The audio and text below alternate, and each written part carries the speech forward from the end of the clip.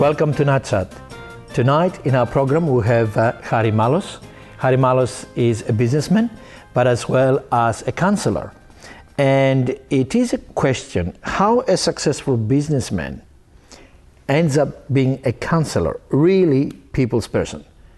Can you, first of all, welcome. And can you just explain to us this phenomenon? Well, thank you very much. And it's an interesting question that you asked me to reflect on. In short, for me, I fell into the adjustment or to the fork in the road that I met. I was in business for a very long time, and I felt a need for me to contribute in a different way, and that need escalated. That I needed to have a greater understanding of how our behaviour and how the mind works. And as I saw that need, I wanted to do something about it. I wanted to learn more. I wanted to be educated and get a counselling degree, in which I did. That makes me understand that need that you mentioned, usually it's an event. It's something that happens to our lives, isn't it? Sure. And you are a founder of Men's Christian Support Group, and being in that group for over 10 years, 12 years. Yeah. 12 years. Yes. 12 years. What are the common issues men face in our society today? Challenges, if you like.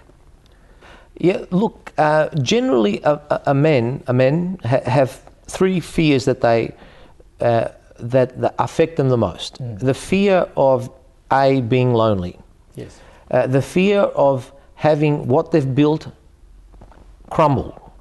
Mm-hmm. And the other, the fear of not being loved. Okay. Usually all those three fears that men face are generally related to marital separation and separation from family environment. Usually when that happens, those three fears are all placed upon them. Okay, but all right. I think it's going to be easier to make a person talk to you about his loneliness than a man talk about love issues. Is that easy? Well, that's an interesting question. I think a simple answer to that is yes, the more intimate question of love and related to love isn't as easy to express. But as a counsellor, I think that we get there by trust.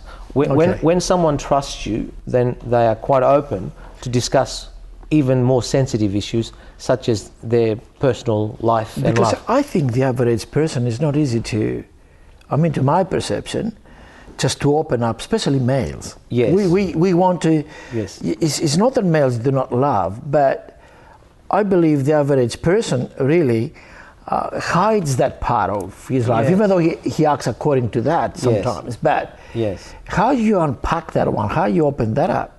Well, I think you're very right, Paul, by saying that the average male doesn't like talking about the personal and intimate issues because there is a stigma attached that when you do things like that, that you are a weak person. Yes. And males do not express their emotions. Yes.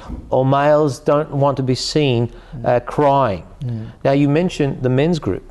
There's an environment in the men's group that we have which encourages that. Okay. It is a safe place, a place where people can show trust and accept trust. And when you set that environment, men, yes, even men, are able to express the most intimate emotions and even allow tears to roll. Okay. And usually we do another issue that I can see is, for us, we usually learn by mistakes we make. Right, yes. But we don't want to make mistakes. And then I'm getting stressed on this one, and I don't want to make mistakes, and then I isolate myself. Yes. Yes. And how can I get help in that situation in a men's group, for example? I'll just pick an example there. Okay, well, usually when we make a mistake, we feel that our mistake will be seen as inadequate. We will see ourselves as not being able to provide a particular need as a man. Or another reason is that when we feel like we're inadequate or when we make a mistake, we feel a kind of rejection. And we feel rejection, and that's very strong to a male when they feel rejected. And therefore, we don't like to show other people or tell other people or admit that we make mistakes. Okay. And now, back to the business situation, we talk about, some feelings, just sporadically, some examples. But I would like to now connect now with those two examples taken into account. Do you find, and that's a question, that your business background, how your business background all of a sudden comes into this? Do you think there's any help from your experience coming now to the counselling? Yes, because in business, if you do not learn from your mistakes, guess what happens? You end up bankrupt. That makes sense? Yeah. So you've got to learn what has been productive in business. You've got to learn what has been costly. Okay. And if you cannot concede that, soon your accountant will, or soon you'll be broke. That means we save, even from psychological perspective, a bit of a cost in life if we don't deal with our own feelings. Yes, a great collaboration. Yes, we do. If we not admit to how we feel, if we not express how we feel, if we, more importantly, deny how we feel, suppress it is the right word, that feeling will come out in another way. And usually that other way isn't a positive. Usually that other way is blinded. We cannot see it. We become addicts to things. That is very interesting. Thank you for being with us tonight. Let's have a bit of a break and we'll come back shortly. Sure. Stay with us. We'll be back shortly.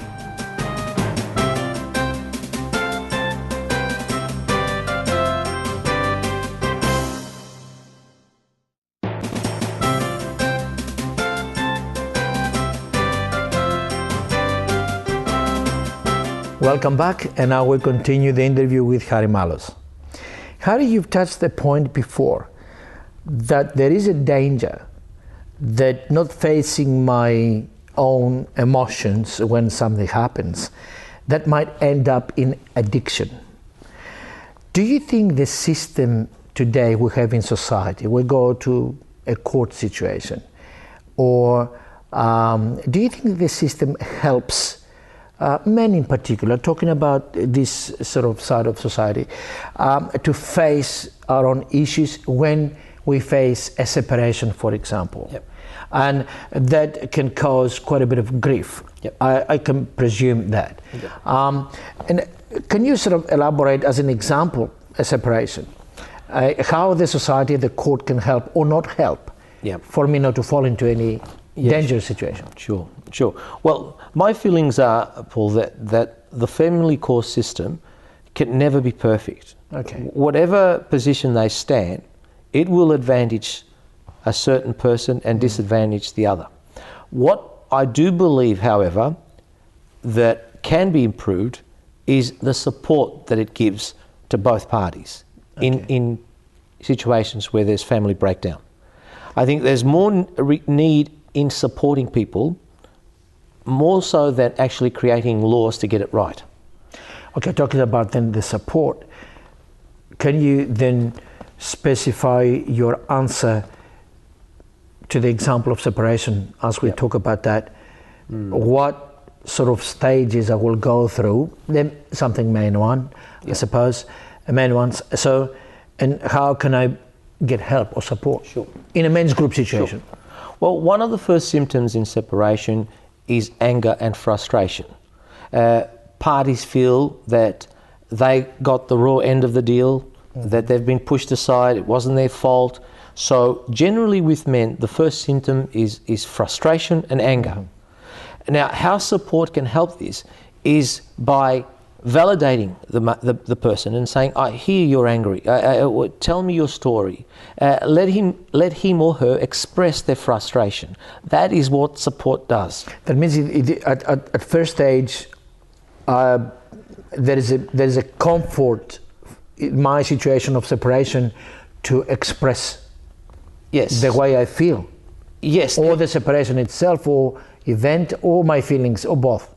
Hang on. First of all is that you are validated with your feelings. Okay. That means I hear you and I recognize that you're feeling this way. That means I'm not crazy the way I feel. That's a real feeling. Yes, it's a feeling. I recognize it. And that's the first stage. Okay. People need to be validated of where they're at. All right.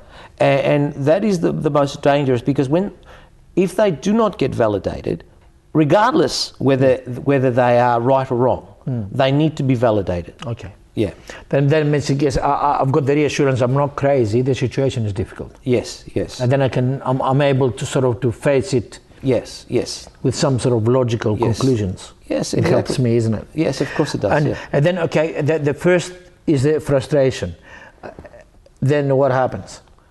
Okay, well, then there's other problems like financial situations, and that's the next stage. Then after financial is the personal loneliness that sets in amongst men.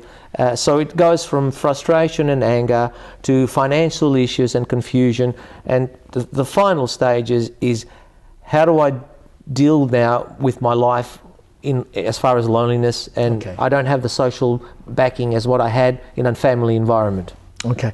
Then in that situation, going back to the courts and the system, because for the benefit of our audience and sometimes politicians when they watch, do they help at all in that process, and at what stage they can do that?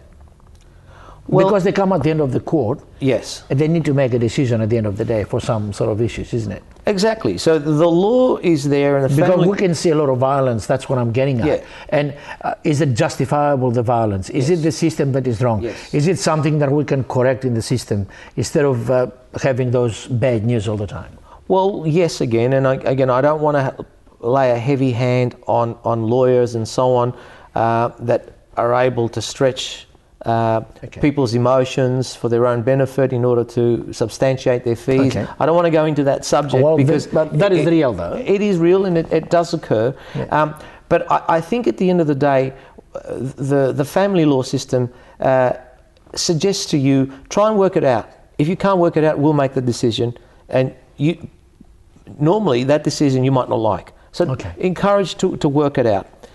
But lawyers get involved, and they give you all these privileges and rights, and then at the end of the day they say that you might not be entitled to them. That means from the legal perspective you might have some sort of struggles and issues. Now, how does the men group can help supporting me in that situation? The men's group isn't there to actually correct your wrongs or give you advice to what you do or give you their opinion or tell you who's right and who's wrong. The whole purpose of the men's group is to support men who are in that position. Okay. We offer a safe place where we support them. All right. We don't ask who's right or wrong. We just say we care about how you feel. Okay. We care about your position. Right. We care about the fact that you are lonely. Okay. We care about that you are frustrated. On that point exactly, I would like to say that the men's group really, as a support group, looks at me as a wounded person, even though physically I'm not wounded. Yes, yes. And somehow walks with me in that period of time. That's exactly right. Okay, then in this, because you mentioned anger before, and people talk about anger, especially in divorce situations, and separation, as we take as an example. Based on your experience, does this help me in my anger? Does anger help? No anger. Does the group help me in my anger when I come and be part of it? Yes. I think it's a good question. And yes, usually when we receive men who have not been with us for the first time, the fact that they're angry and they're allowed to express their anger. Okay. They're allowed to go through the process. All right. Anger is a process. Okay. We cannot deny it. Mm-hmm. We cannot say, don't get angry, because again, it will come back in another way. So we say, okay, we hear you. We hear you that you're angry. Tell us how you feel. Tell us exactly what is the anger about. And usually it's anger is not a personality disorder. Usually anger is not really anger. What it is frustration, that they're frustrated. Thank you for this, Harry. We'll come back in a moment.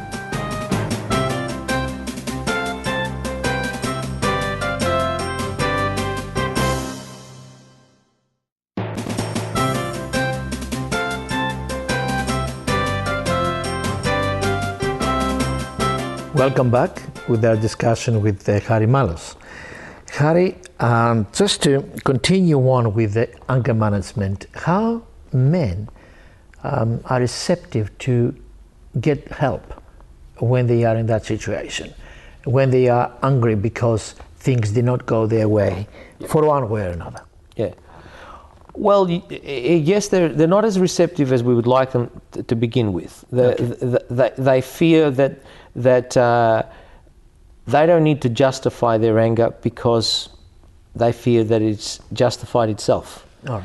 They feel that they've been undone by society, by the law, by their spouses, by their family, and therefore they don't need to explain to you why they're angry. They're just angry.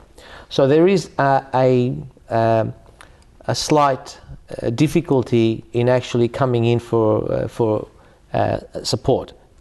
They want to stay there.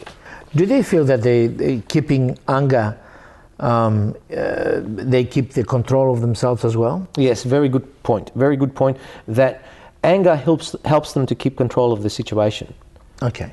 That if they lose their does it really? Absolutely not. It confuses it even further. Okay. Even further, because it doesn't satisfy anything. It doesn't. Anger is good. Anger is good when you are in a safe environment. But when anger is used to hide away other issues, those issues never address.